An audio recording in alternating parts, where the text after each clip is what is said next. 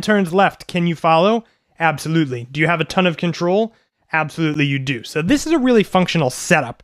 Now, if you're ready to go to like the next step a little bit, I want you to check out how to actually build a good piano sound, which I've got on the screen right now. And in addition to that, if you're really interested in diving deeper, I've got 3 different ways you can set this up on the screen as well. Thank you so much for watching. Please consider hitting that like and subscribe button, and I will see you next time on livekeyboardist.com.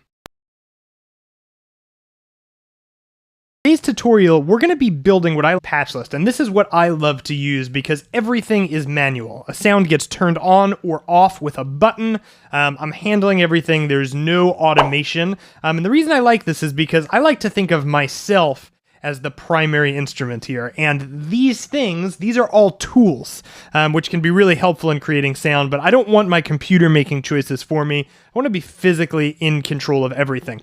A dynamic patch list has like a global mentality, meaning everything gets transformed and manipulated in certain key points that we're going to set up. Now for today, I'm using the Novation Launch Control XL and the Keylab 88. If you like this, I'm going to leave links below to a place where you can grab a copy of these instruments for yourself if you're interested. So let's go ahead and jump in. Now we're going to do this in a couple of sections. So our first section is going to be creating MIDI and audio buses. Our second section is going to be adding our sounds, and our third section is going to be mapping MIDI. We're going to go a little bit longer today, but this is worth it, I promise. This, in my opinion, is the most stable, flexible setup you can build. So right now I've got this blank Ableton set, and here's the overview, okay? MIDI comes into Ableton, the MIDI is captured, the MIDI is sent to your instruments, the instruments produce sound, that sound is sent to an audio bus where it's manipulated, and then it's set out. So we're gonna build that in that order. Step 1, we're gonna create our MIDI bus. So I like to rename this MIDI channel, empty MIDI channel, and I call it incoming signal. And that's all this channel is going to do. It's going to receive MIDI. So I'll choose MIDI from my keyboard, which is the Keylab 88. We'll make sure monitor is set to input, and when I hit a key, you'll see I've got signal. Now this is one of our manipulation points. So in this channel, I'm also going to add...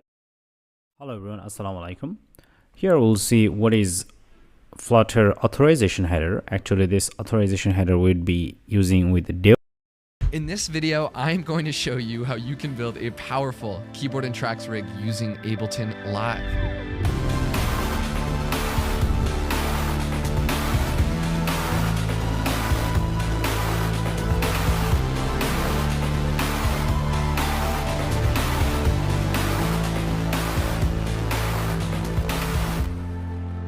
I'm gonna go step by step to help you implement your keyboard rig into your click and tracks rig for a super powerful all-in-one Ableton rig. That was a lot of rig. Let me just start by saying that this is my favorite way thus far to set up my keyboard rig. This rig keeps my keyboard sounds and my tracks all in one place and one ecosystem, which just keeps things simpler and more minimal. It sounds fantastic, and because it's in Ableton, I can actually automate all of my sound changes natively and quickly. This rig is simple, and I'm honestly using it at maybe 3% of its potential. But that's the beauty of this rig, is that because of Ableton automation, the options are pretty much limitless on how you can control your keyboard sound. So we'll start with a gear and software breakdown, because there are a few things that you'll need in order to make this rig work. Then we'll go over the basic piano sound, individual song sounds, and automation. And then finally, I'll show you how it all comes together in a worship set for both piano and tracks to be played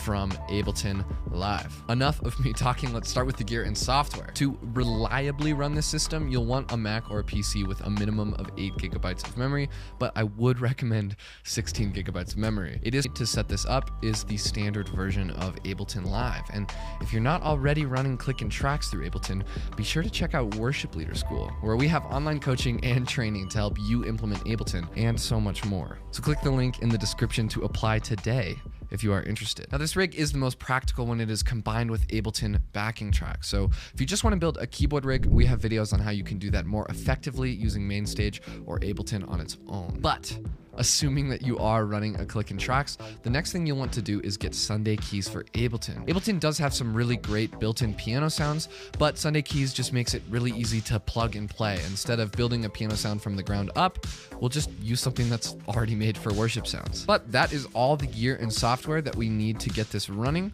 So let's dive into the setup. This rig works in two ways. I have a basic layered worship piano that I use for the majority of the worship songs that I play. Then for the songs that have sound changes, or maybe the lead piano is a synth, then I create custom sounds for those songs. Just like it takes time to initially build out individual song sessions in Ableton, it takes time to design these piano sounds, but what's awesome